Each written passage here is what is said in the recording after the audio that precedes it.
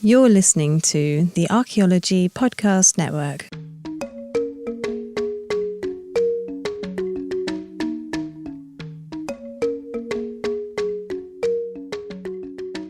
Welcome to episode 3 of A Life in Ruins podcast. I'm your host, Carlton Gover, and I'm joined by my co-hosts, Connor Johain and David Howe. Tonight's guest, Emily Van Alst, is a descendant of the Lakota Sioux Nation and works avidly in public outreach. Although the Lakota and Pawnee are historical enemies, Carlton and Emily have chosen to put aside their tribal differences to deliver our listeners an awesome episode. Emily got started at Yale University, and she is currently a PhD student at Indiana University Bloomington. Her research interests include rock art, gender, Indigenous Archaeology, public archaeology, Indigenous Feminism, and Ethnography. As a goal of this podcast is to provide our listeners with multi-faceted approaches to archaeology, we are super excited to talk with Emily tonight. So let's count some coup and get this episode started. Oh my God.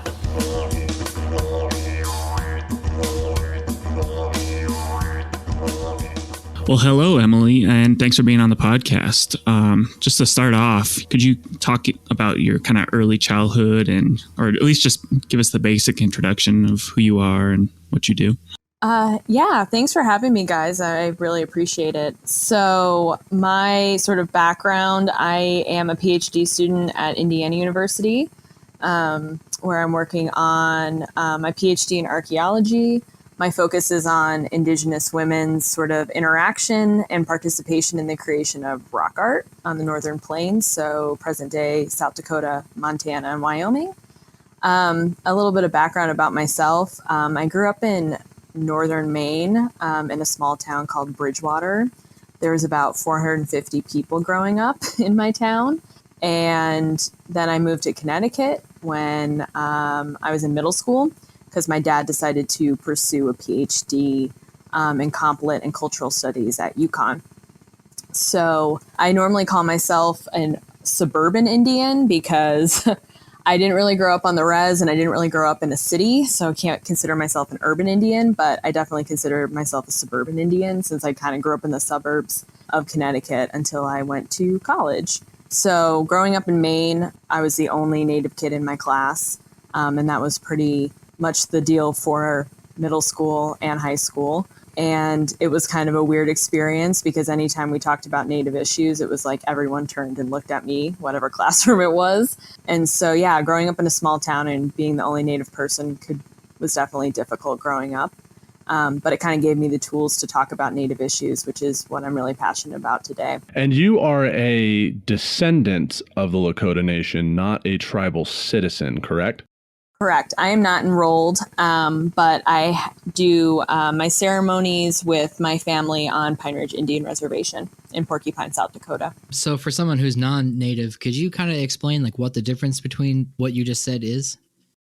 So being enrolled means that you're a citizen of that tribal nation versus being unenrolled. So people who are enrolled or unenrolled both have sort of heritage and have families and are part of Native communities. But enrollment basically means you're a citizen, and it may come with an enrollment card, so a tribal ID, which I don't have since I'm not enrolled. But that doesn't mean that I don't have that connection to that community. Gotcha.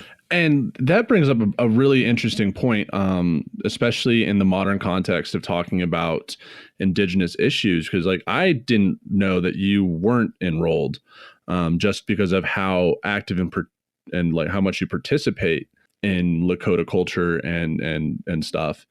And so there's kind of like this, I wouldn't say it's a tiered system because that would rank people, but there's definitely kind of like 3 groups of people that claim themselves to be Indigenous, and you have your enrolled members who get the tribal ID card, and they as well as they can participate directly within the nation, like voting, especially in my case. I'm enrolled, so I get a vote, which is great, and participate. And then you have the descendants who are actively engaged in the community. There might be a blood quantum requirement that prohibits people from being like tribally enrolled, but they still participate in active members. And then you have like this third group, which I like to call the and this comes from a Charlie Hill. He's a Native American comedian. What he calls the pretendians or the genericies, people, especially on the East Coast, who have who claim to have Native heritage through like some distant grandmother who's always like 9 times out of 10 like, yeah, my great grandmother was a Cherokee princess, and it's like, that's adorable, you have no idea what you're talking about. But like and I just wanted to like mention that you know, even though you might not be enrolled, you're definitely a member of the Lakota Nation, and like it's just awesome the amount of work that you do with the nation itself. So just like for our listeners out there, that these differences do exist, and you shouldn't base your assumptions on somebody claiming Native heritage just on the fact if they're enrolled or not, because we have people like Emily who are doing amazing work and helping out their nation. Thank you. Yeah, it's an interesting sort of family story. I was telling Carlton about this the other day, but basically when the settlers came out and they were settling, my family left with Sitting Bull up to Canada. And when Sitting Bull decided to go back down to the United States, my family apparently decided not to do that. They didn't want to go back and deal with the government. So they stayed in Canada for a couple generations.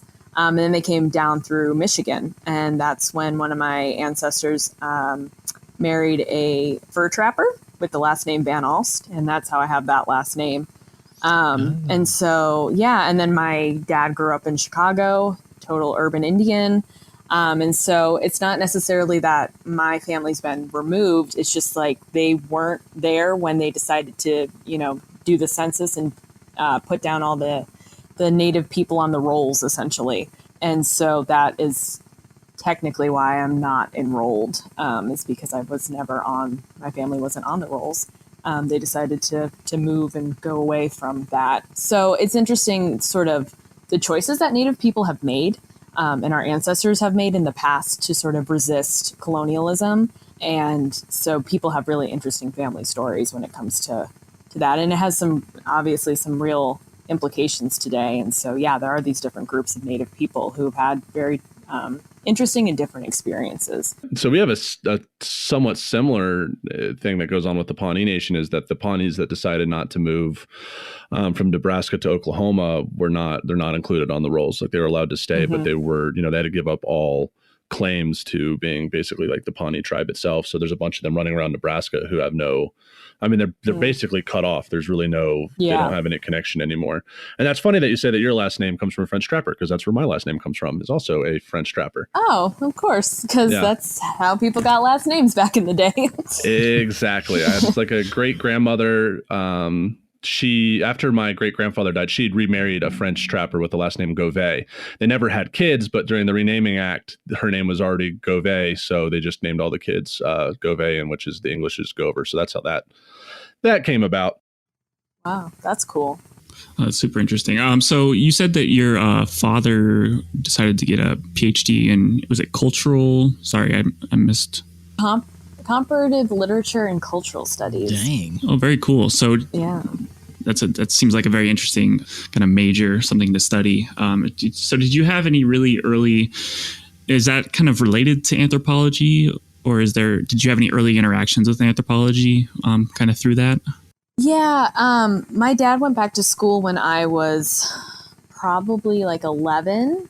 And so some of my earliest memories is him going back to college, and education being very, very important in our house. And so because his undergrad was actually in behavioral sciences, he was reading a lot of psych and sociology, but he was also reading a lot of anthropology. And so it's interesting when I got to college and I started taking anthro theory classes, you know, I was kind of familiar with, you know, Durkheim and Walter Benjamin because Dad had been reading that when I was younger. And so my dad's focus is really the representation of Native people in film and television is one of his main focuses, as well as Native literature. And so, you know, growing up, I read a lot of Native books. We watched a lot of movies where Native people were represented, sometimes not in the best ways, aka Westerns. But it was interesting, you know, being in that sort of environment that my family was constantly reading and watching movies and doing those sort of academic things, and looking at things in a very academic lens. And so when I got to college, I tried like 12 different majors, and I finally decided with anthropology because I was very interested in how Native people represented themselves. And I think that's kind of why I've moved into really looking at rock art as part of my dissertation. That's super cool. So what is rock art? What is rock art? Rock art, for my definition, is human-made paintings or carvings on a rock surface at the most basic sort of scientific level.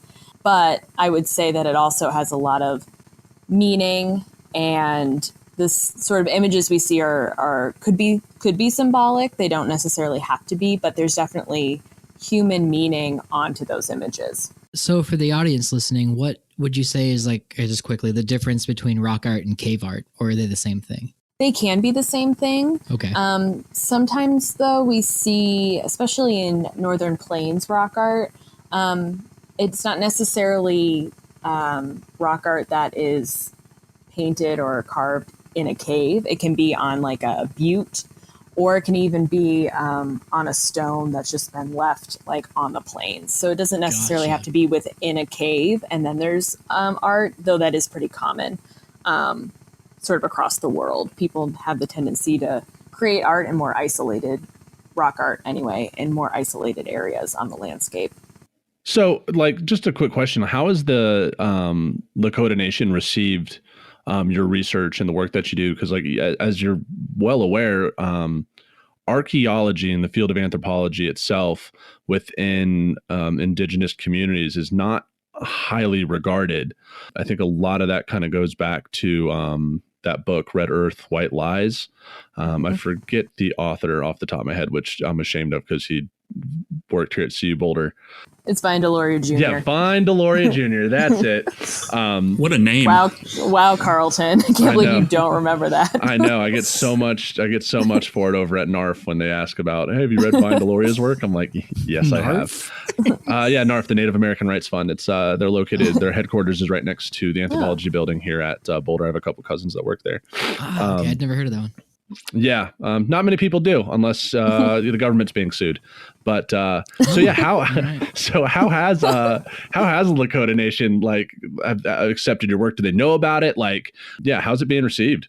So my family, which is probably about 60 people altogether, they know about it and they're very excited. They've been practicing this ceremony called the elk dance for since 2015 at this point.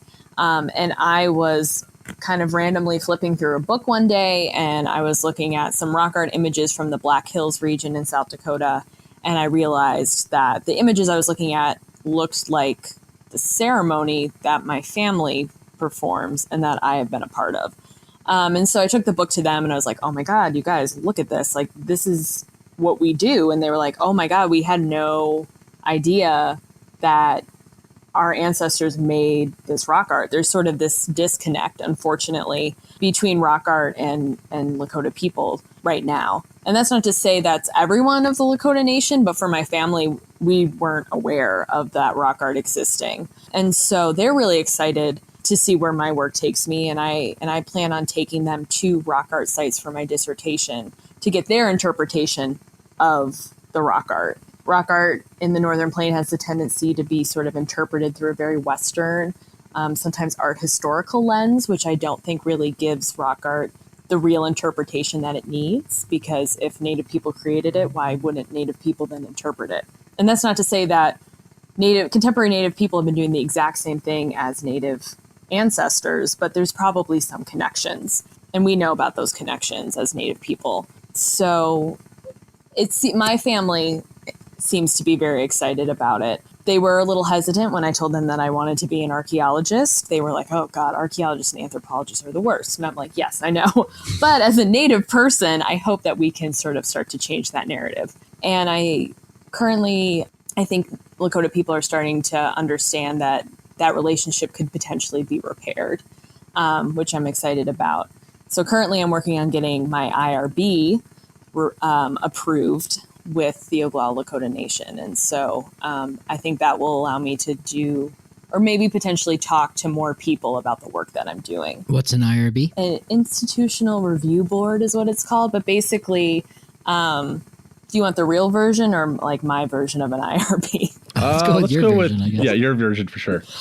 Can I swear on the podcast? Is that Oh, please. allowed? We already have the explicit. Yeah, we got the first explicit tech on ArcPodNet. So like we're going to hold on to that trophy as much as we can. Hell so yeah. just like keep the F words to a limit. Okay. Yeah, we only get so many of those per podcast. Well, let's be real. The IRB is a way for Indiana University to save its ass in case of a lawsuit, is essentially what an IRB does. But it allows me as a researcher who's part of Indiana University to go and interview people, and IU doesn't have to worry about my tribe potentially suing them. Yeah. And that's pretty common at most universities, right?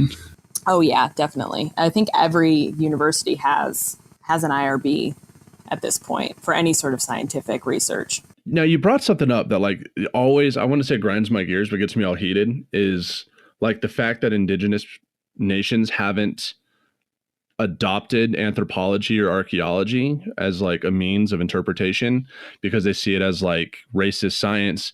And I always think to myself, it's like, well, it wasn't archaeologists that wrote the treaties. Those were lawyers, and we have plenty of attorneys now. It wasn't doctors, like IHS doctors who did the forced sterilization without anyone's knowing, but we have people that work in the health industry and who are nurses and doctors. And that like throughout the course of like Indigenous history, any sort of profession or science was used against Indigenous people. And like we've seen throughout the decades, Indigenous people getting involved in those industries in order to help their nations. And then, but for some reason, like anthropology and archaeology has always been kept at a distance. Like, no, that is evil. That's wrong. Right. And it's like, if you put more people like yourself, Emily, like in these positions, like you can reframe the narrative and bring back a Native voice to it. And so it's one of those things that always just drives me nuts, especially with the Pawnees having some pretty famous lawyers who still are on the bandwagon of like hating anthropology and archaeology. And a lot of it comes from Vine Delory again. He wrote that book, Red Earth, White Lies. And, it could have been used as a vehicle for bringing Native people into the field, but instead it was like really strongly against it. And it's still like that book was written early 2000s or late 90s, and it's still a very dominant paradigm in the heads of the educated Indigenous, and it's just infuriating. It's like, you guys still go to Western hospitals in order to help. Like that's not Indigenous medicine, but like you understand the value that it has. So it's reframing anthropology, and I think like me and you, especially Emily, are part of this generation of Indigenous people that are really investigating archaeology and anthropology and turning it on its head. Like, no, we need to have our own voice. We need to start controlling the narrative or having a big part to play. And I think we're starting to see like kind of the fruits of a lot of that with larger tribal historic preservation offices that have, Indigenous anthropology majors, and linguists are coming out. Like anthropology is now providing a service that I'm really hoping continues to be a positive one. Oh yeah, definitely. It's fantastic what is going on in Indian country today. I think that there's very few Native anthropologists and archaeologists, but I think that you're right. It's this next generation that's really going to push it to the next step.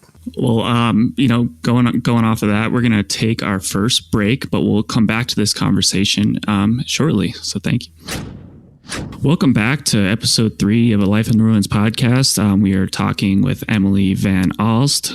And to kind of start this section off, I had a question earlier, but you guys were having such a great conversation. I didn't want to interrupt it at all. But do you think that Native communities are hesitant to interpret rock art or be involved with the interpretation of rock art because they've been removed from their homelands? Or do you think there's some sort of, because they don't live in the same areas anymore, that there's differences and it might affect, how they feel about rock art these days?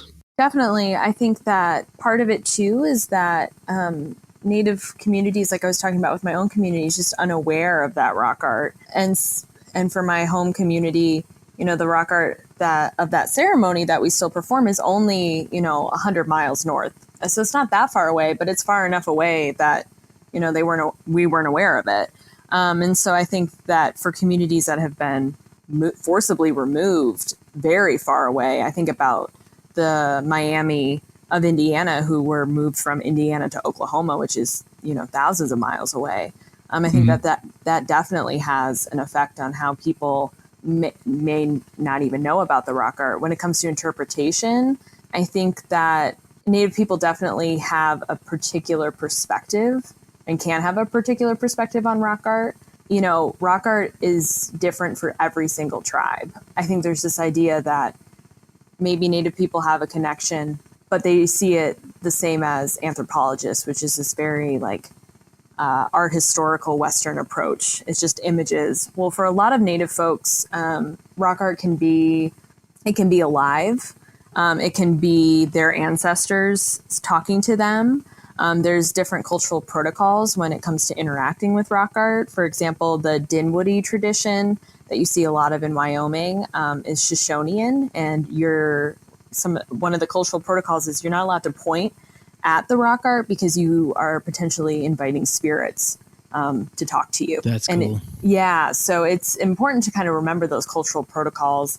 I know for the Lakota, we're not allowed to have certain animals at rock art sites like dogs because they have their own medicine that would could potentially interact with the rock art medicines. So yeah, rock art isn't just an image that you can look at, but it can be alive and it can have meaning, and you can interact with it in a very different way as a Native person than if you're just going and looking at an image on a rock.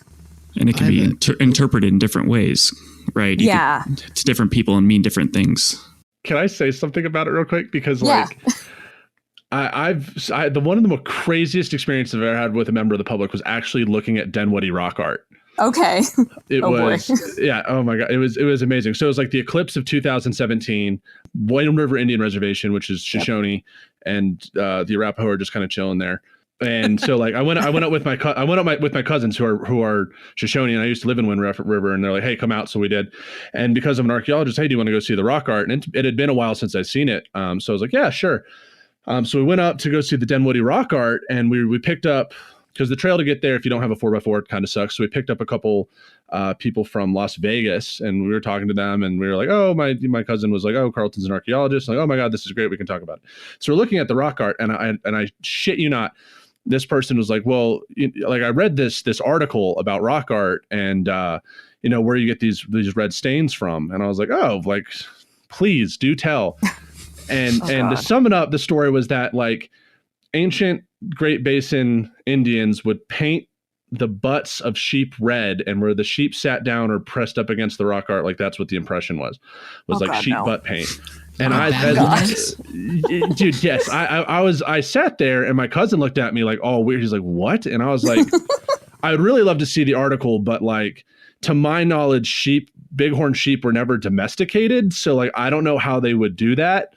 And like a lot of these red impressions are like high up. So unless they put a sheep on a ladder and like bulldoze styled a sheep's ass into the rock face, like I don't see how this happened. And it was this was like, yeah, dude, this was like 2-3 years ago, and I was just sitting there, and I got in the car with my cousin. He was like, what the fuck are those white people talking about? And I was like, I had no idea, Sonny. Like that's nope, just nope. But yeah, so yeah, Dinwoodie rock art, it's great, go see it. So that's like the equivalent of like photocopying like a ram's butt and then printing that off. Yeah. Yeah. Okay. Pretty much. Okay. Yeah, that's definitely Seems how we legit. should interpret that. Yeah, for sure. Oh my God. Yeah. People just have this weird idea, like, because nobody really knows what rock art is. People have just made up the craziest stuff when it comes to their interpretation. And everyone thinks that they get an interpretation, especially when it comes to Native American rock art, which is just bullshit at this point. I'm not here for it. So this is why I want to bring Native people to rock art sites to actually interpret their ancestors' images. So, I mean, to be honest, like I wasn't a huge fan of rock art. And I think that just comes from my like Wyoming upbringing with, like Bob Kelly. Mm-hmm. But like Bob at this appreciates cave art or rock. No, yeah, absolutely. But like it's really interpretive to understand these things, and like that's something that they just don't really necessarily like totally deal with. But like when I went to Plains conference in San Antonio, and I was really bummed that you and Mac weren't there, Emily. I know that our presentation was on Lower Pecos rock art, and when I first sat down for this presentation, I was just like, oh, here we go.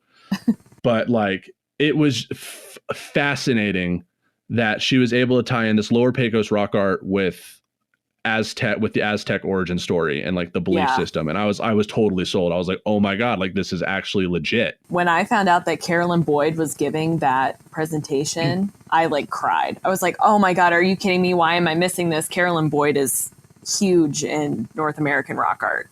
Like the work she does is just impeccable. It was phenomenal. Like I was totally bought in, and I was sitting next to Dr. Marcel Kornfeld, and like that whole experience itself was just amazing. And I totally gained this appreciation for rock art. And my buddy Devin Pettigrew, who's my lab mate, also got bought in, and almost every day now, like he's in a.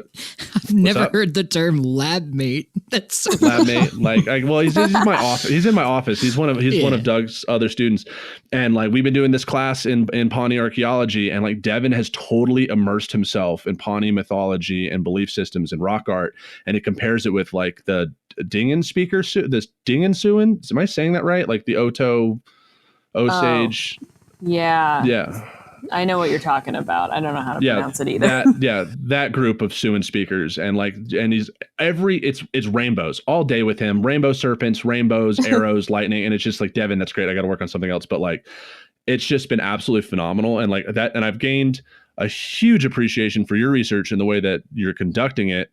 Just kind of through these experiences within the last year of like these things actually matter to contemporary Indigenous people, because they actually do tell a narrative. They're not just, these aren't doodles.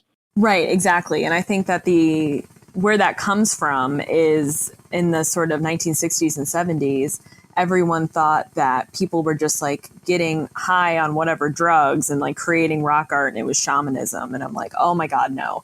And unfortunately, some of that narrative has sort of spilled over into, contemporary rock art research.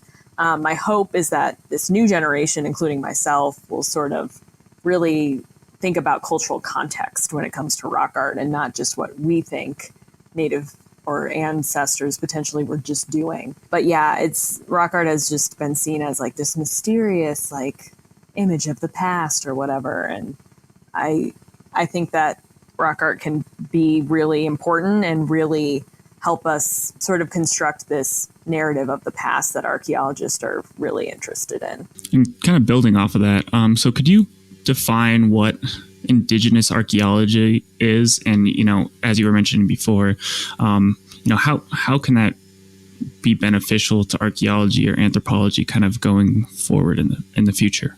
So I like to use Joe Watkins' definition of Indigenous archaeology, which is an archaeology that is with, by, and for Indigenous people. Joe is probably, I guess, grandfather at this point of Indigenous archaeology. He was one of the first Indigenous archaeologists to write about what Indigenous archaeology could be. And so Indigenous archaeology is not just a theory, but I think it really is about method and praxis, which is including Indigenous voices and Indigenous communities. For me, that includes at the very first step of an archaeological project, whether that be an academic one or a cultural resource management project. I think Native people need to be consulted at the very first step, and not just consulted as in like, oh, we asked a few Native people about this pipeline project or potentially this research, but actually including Indigenous folks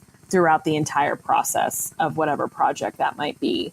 And historically, they've been they've been left out of those conversations, exactly. No matter what it was, like CRM, academic research. Yeah, I mean, Native people haven't really started to be a part of the conversations and part of projects, and probably until the 90s, really. And so things have been moving in a better direction, and that relationship is starting to be healed between archaeologists and Native people. But I think there's a lot more to go. And I think one of the main things for Indigenous archaeology is having Native people be archaeologists. It's not just archaeologists and then Native people, the sort of mentality of being, two different groups. But I think that there are people who exist in this sort of in between, like me, like Carlton, like a few other Indigenous archaeologists. And I think that's going to be really the key, next step in Indigenous archaeology, is having more Native archaeologists, and not just having consultation, but having engagement I was talking to a First Nations archaeologist, and he was like, consultation, people say they've consulted Native people, they've lied and said they consulted Native people, but really engagement and including Native voices and Native communities every step of the way. And that's a huge distinguishing factor, is like that dichotomy between consultation and collaboration. Mm-hmm. Like those are two very different models for engaging Indigenous communities. Because I mean, just to sum it up, consultation just means you can show up to a tribal meeting, say, hey, this is what I want to do and this is what I found, like, do you guys support it, or do you guys want anything to do with it? And the tribe can say yes or no, and regardless of what they say, the researcher can just do what they want. But they said, well, I've consulted, like I've consulted. Yep. But collaboration is a completely different method of, like, Indigenous people are there from start to finish and help and contribute to conclusions rather than just getting approval. And I think that's a difference in in the power that the people have at the table. Right. Absolutely. I'm part of a project with Mesa Verde right now that's under a collaboration model. And the tribes, when we reached out to them, were like really confused because they were like, all right, so what's the game plan? We're like, no, you're going to be part of the game plan. And they were like, what do you mean we're part of the game plan? Like, no, you're going to be with us from beginning to end. You're going to have this whole process is going to be with you guys helping us to figure this problem out. And they were just confused. And then once they got over the shock, they were totally excited about it. You said consultated. Oh my gosh. Consulted, sorry. Hey, I knew what you meant though, so it's fine. Yeah, that's that PhD education right there. It's doing you real well. It's the end of the semester. Yeah, fair. Yeah, I'm actually working on a project. I fly out Saturday with Salish Kootenai College. We're trying to get a rock art field school off the ground. And so we have two Native faculty that we're going to be working with. And so, and we're also meeting with the Salish Kootenai Cultural Committee as well while we're there. And so it'll be very much collaborative, and it won't just be us consulting and then doing whatever we want as Indiana University researchers. So I think that a lot of people are starting to do the more collaborative engagement method, not just consultation. What's the U.S. tribal designation for the Salish? What do you mean? Like federal? Like, they're federally recognized. Yeah, they're federally recognized. Is that the name they call themselves, or is that like the name that's in the treaties? I'm not. It's the Flathead Indian Reservation. So Salish Kootenai College is on the Flathead Reservation, and it's the Interior Salish and the Kootenai. So it's two different tribes. Okay. Gotcha. Yeah. I just didn't know if it was like something like, there's the federal designation, which is Pawnee, and then there's what the Pawnee call themselves. So I didn't know if it was like one of those aspects of what. Yeah. Anyways. Yeah, I think. And where are these tribes located? Sorry, I didn't. Oh, they're nations, Connor. Nations. Sorry, nations. No, I thank you for correcting me. I appreciate that. They are in northern Montana, northwest Montana. So about an hour north of Missoula, Montana, which is where University of Montana is. Very cool. Yeah. Dope. Well, I saw on your CV when we were talking about it that you're into gender and feminist archaeology. I was going to ask the question, how does rock art kind of inform our interpretations of gender in the past? That's something that I don't think like the public is much aware of, Dude, I'm not even aware of it. I will say this as a caveat. It is really hard to understand gender from rock art, right? Like you talked about how rock art is incredibly interpretive and very subjective. And so it's hard to figure out exactly how gender plays into rock art. But if we think about Meg Conkey's work, she's well known for rock art research in Paleolithic France, as well as feminist archaeology. But rock art's very much been interpreted by men. And so it's just sort of this inherent bias of, oh yeah, men must have created these hunting scenes because they're trying to get power for hunting. Well, we don't 100% know that. Meg Conkey argues we will never truly know exactly what people were thinking when they were creating these images and what those images mean. But for me, I'm looking more at historic / proto-historic time frame for rock art. And so I can use the ethnographic record as a way to interpret the past. Not to say that the ethnographic record here in North America isn't riddled with male bias. Tyranny of the testes.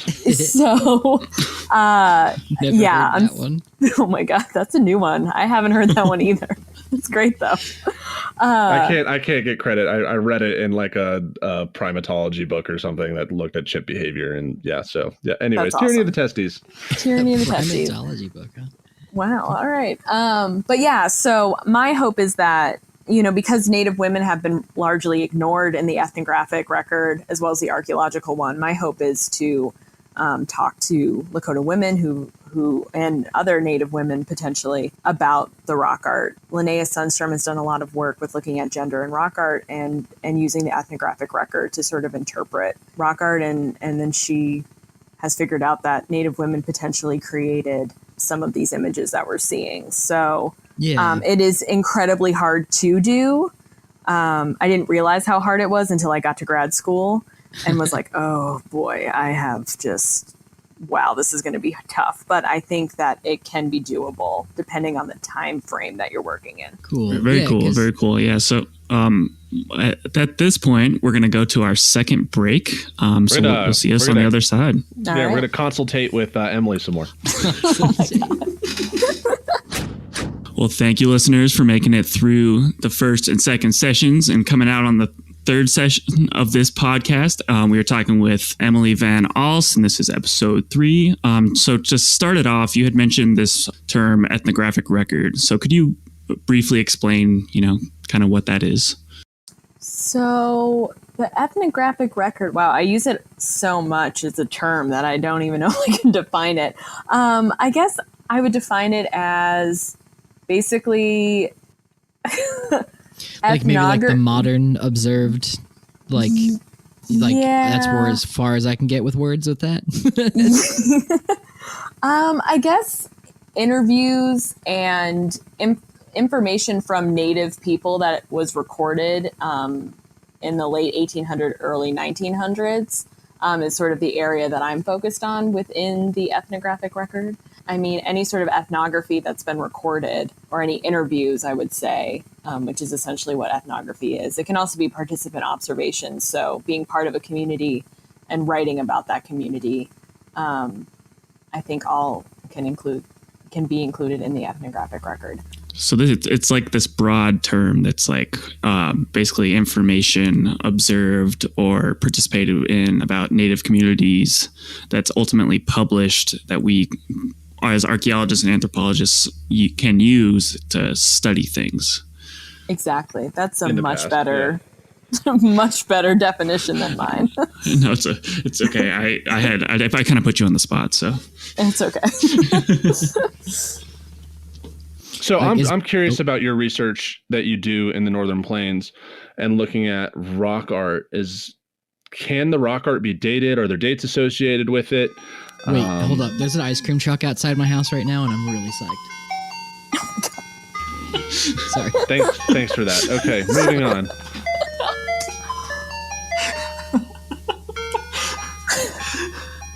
Okay, it's gone. We're good to go. Sorry. Oh my God. Rock art sites, can they be dated? Are they dated? What are we dealing with here in terms of time?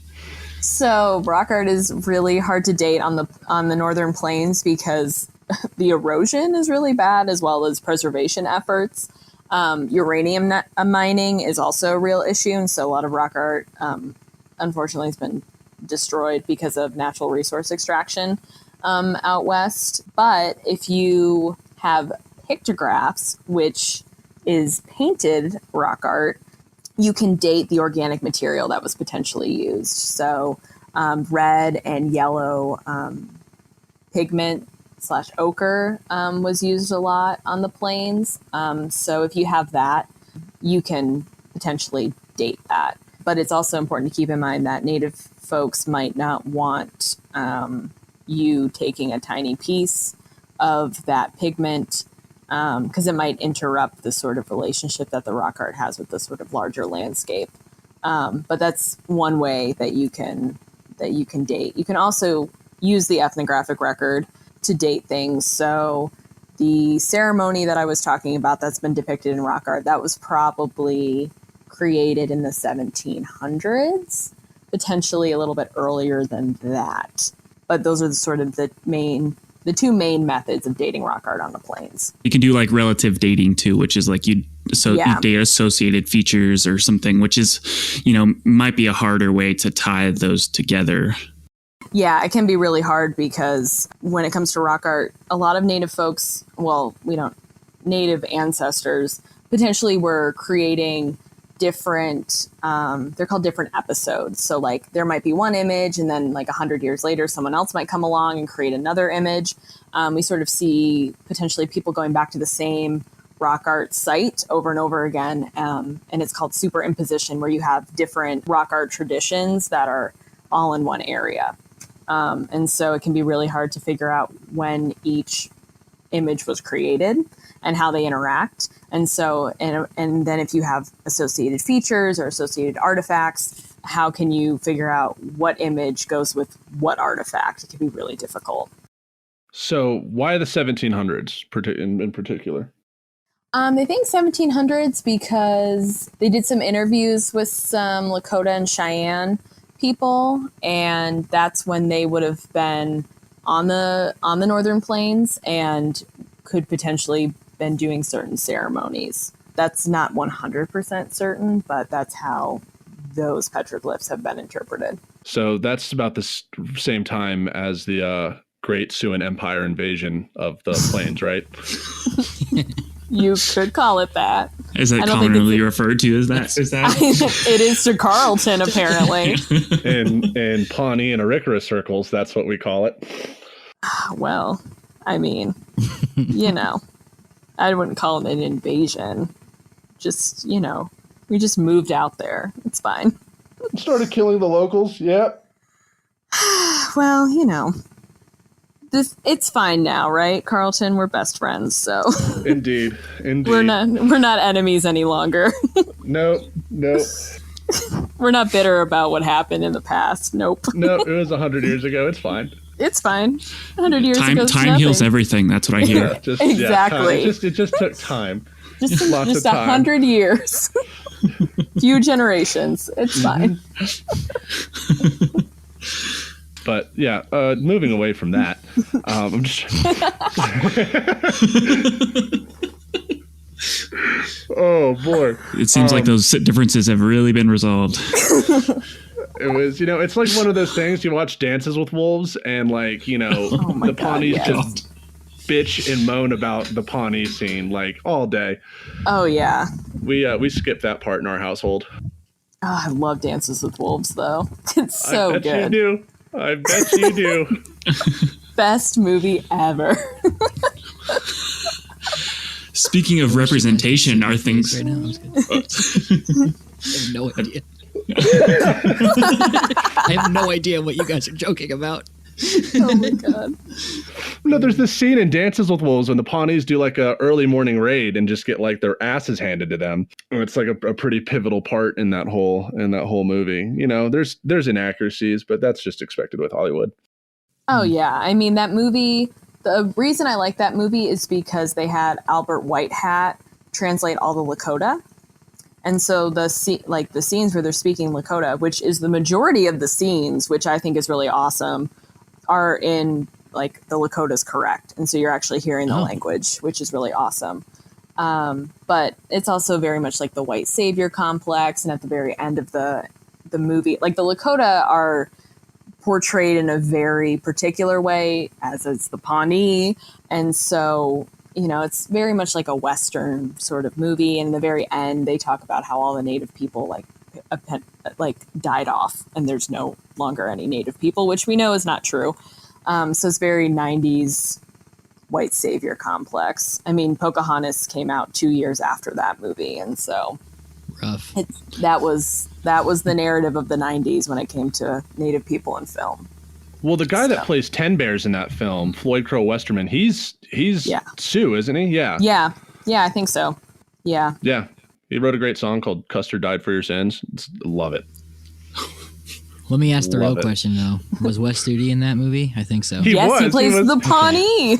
The Pawnees don't even Gotcha. speak Pawnee. They speak fucking Arikara. Like, it's like, yeah, it's not even like, yeah, I can understand that. But like, yeah, I mean, the Arikara are northern cousins who like to pretend like they're not Pawnees, but like their language is different. And so if there's any Arikara listens out there, it's like, calm down. Oh my god! But yeah, Wes Studi plays the like very angry Pawnee person in the Pawnee warrior, whatever, in in Dances with Wolves. Yeah, and he's Cherokee out of all Yeah, things. he's You know, Cherokee. Yeah, It's a he's whole just thing. always in the. I mean, he's in what is Yes. the other one? Last of the Mohicans. He's in that one. Yep. All over the see, place. there's a short list of people that get. I pulled figured for it's these not really things. a deep bench, you know. Yeah, it's like the same guys, but like for what the hell was it with Leonardo DiCaprio? Revenant? The Revenant. Yeah, he they wasn't brought. in that. Yeah, well, he wasn't, but they actually brought out Pawnee language coaches for that one. From So IU, they actually. Yeah, so Oh, they cool. did that. Yeah, I had a cool. relative that was a part of it, and so there was a whole that was pretty cool. And then we adopted Leo into the tribe because that's how it goes. So you know the Southwesterners can go fuck themselves with Johnny Depp. We got Leo, boy. Really going We got Leo.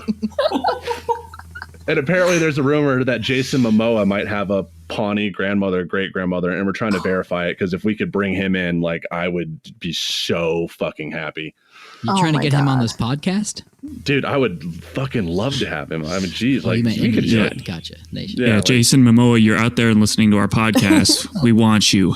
Yes, get Jason Momoa, that beautiful man.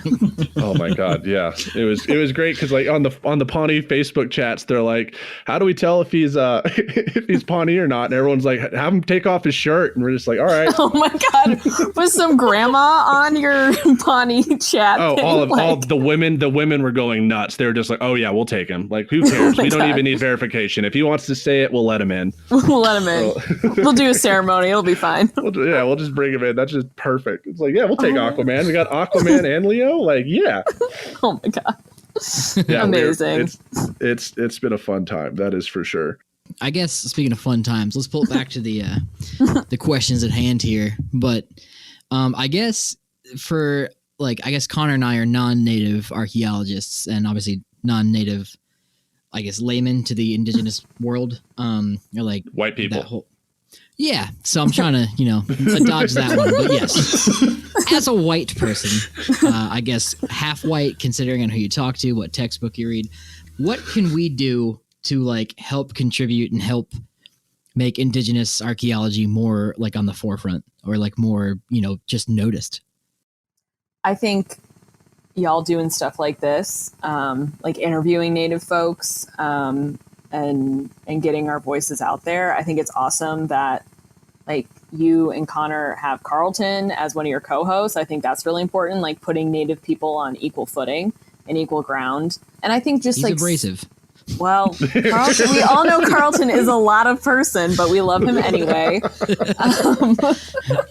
But yeah, that's what you said about me when you first met me when at Plains, right? oh yeah, I was like, oh my god, he's Pawnee, he's so extra, I can't even deal with him. Hey, David. Yeah, we're doing a podcast. Yeah, you're on it. Okay, cool. Bye. All right. Literally how that conversation went. Oh god. But yeah, I think just if you're teaching a class, are there indigenous people included on your syllabus? Sure. If you don't know something that relates to Native issues, contact a Native person. And I'm not saying put all of that sort of labor onto a Native person, but most Native people who are in academia are happy to talk about Native issues. It's part of the reason we're doing this whole academia education thing, is to, make people more aware of indigenous issues. And so, yeah, I think just centering Native voices, elevating Native voices, and being aware of Native issues, reading up on them, I think is really key. And actually talking and listening to Native people, which anthropologists are not very good at. I think it's gotten better though since the passage of NAGPRO. There's definitely more archaeologists and anthropologists that are in order to get access to these resources. Like, we need to do the right thing. And I think we've seen, like, especially because me and you were both born in like the post NAGPRA era. So Right. I guess for maybe some of the older people, they still have some of those resentments. But I mean, you know, one What's of the NAGPRA? coolest, the Native American Graves and Repatriations Act of 1990. Okay. Yep. And that basically said that any objects of cultural significance belonging to federal agencies or federally funded museums had to be cataloged and repatriated back to the tribes that they're from. And that was all started because of actually the Sand Creek Massacre here in Colorado, where a bunch of Cheyenne civilians were ran down by the cavalry, and the Cheyenne civilians were like actually protected under the U.S. Like, they were termed peaceful Indians. And it was like a whole thing. They basically found out that there was a bunch of skeletons sitting in the Smithsonian. And it created this huge call to action. And because of that, one of the great things about it is that there's been so much more collaboration between museums and anthropologists with Indigenous communities, and also Indigenous people being involved in museums and anthropology. So, you know. Yeah, and I think also this new generation of archaeologists want to do the right thing, right? Like, a law doesn't have to force people to be ethical and be collaborative. Like, you can just do it because you want to do it. And that's sort of to say that, you know, I think sometimes there's this idea that white people can't do Indigenous archaeology, and I just don't think that is true. I think as long as non-Native people are collaborating with Native people, I think then you can be a part of Indigenous archaeology. All you need is a Tonto. Oh my God. Everyone just needs a Native sidekick. I'm not going to go on the record saying that. This podcast does not represent the views of David and I. Before we finish, you had mentioned earlier something that I had never heard of, but like I know what it is now that you said it. But like the white savior like theme of the 90s, I didn't really know that was like a wave of, you know, like zeitgeist in the 90s. So like, where do you see that going now, and like where is that changing? I think I don't know. I said that in regards to films of the 90s, and that comes from talking to my dad about Native representation, Natives represented in film in the 1990s. But I mean, that the most recent example I think would probably be the Avatar movie, where Dances with Wolves in Space. Essentially, that's in space. Exactly. Yeah. I wrote a paper in 8th grade, I think, called Dances with Pocahontas, which was comparing Dances with Wolves, Pocahontas, and Avatar. Yes. 14-year-old me was very proud of that. I think that's going to be the title of this podcast. Hell yeah it is. Dances with Pocahontas. Holy God. Yeah. But this, I think sometimes the white savior complex isn't just in film. I think it can be seen in other facets, sometimes in academia. But I think it's less and less because you have more Native people coming to the table and Native people telling their narrative and their stories. You see it a lot I feel like in social media, you know, kind of Instagram, people going to other countries on mission trips or whatever it is. Yeah. And there's kind of it's really hard and difficult to see what their motivations are and if they're genuine or, you know. Definitely. It's just, it's crazy. Yeah. I mean, it's been pretty cool just being in like the SCAs. They have a Native American student reception, and just to like see and meet with other people who are Indigenous and also engage in archaeology has just been phenomenal. I mean, they can totally cut the entire beginning section where you go around a room, tell everyone your name and what you do, because there's like 80 people in there, and that takes like 20 minutes. But overall, it's productive. Yeah. Well, as we're getting towards the end of this podcast, first of all, you want to thank you for being on, Emily, and talking with us. But, you know, because this is called a Life in Ruins podcast, we do have to ask you, would you do it again if you had the choice, be an anthropologist, archaeologist? Oh gosh. That's so real though. Oh gosh. You know, it's PhD life, like just getting a PhD. Also being a Native person in academia, there are definitely some days where I'm like, why did I sign up for this? But then I realized that, you know what, at the end of the day, no matter what I had gone into, I'd probably be hitting some walls and dealing with shit. So I think I would do it again. I've been to some really cool places, and I feel that I'm really giving back to my community. And I've met awesome people, and so I think I would do it again. Yeah. Awesome. Well, once again, thank you for being on the podcast. And we just consulted and collaborated with Emily Van Alst, who is currently a PhD student at Indiana University Bloomington and a descendant of the Lakota Sioux Nation. And where can our listeners see what you're up to? What's your social media? And just give us a little plug. People can see what I'm up to. I tweet pretty frequently. My handle is Emily Van Awesome. And that's also my Instagram. So those are the two places where I keep people up to date. Well, we'll be sure to put those onto the website here so people can like and subscribe, as it's called, awesome. As the youth say. It's in from the cold and that's feed them beer. Thing. Yeah. Anyway. Mm-hmm. Yep.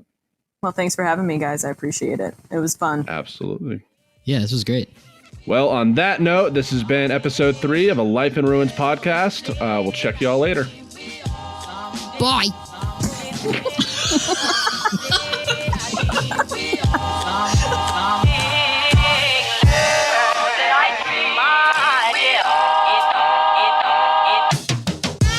Thanks for listening to a Life in Ruins podcast. You can follow us on Instagram and Facebook at A Life in Ruins Podcast, and you can also email us at alifeinruinspodcast@gmail.com. Carlton. Yes, Connor? What is your favorite type of rock art? I don't know, Connor. See, me, I'm more of a hard rock art kind of guy. That softer rock art just doesn't really have the staying power of the hard rock art, you know? It just withers away with time. I hate you so much. That was rough.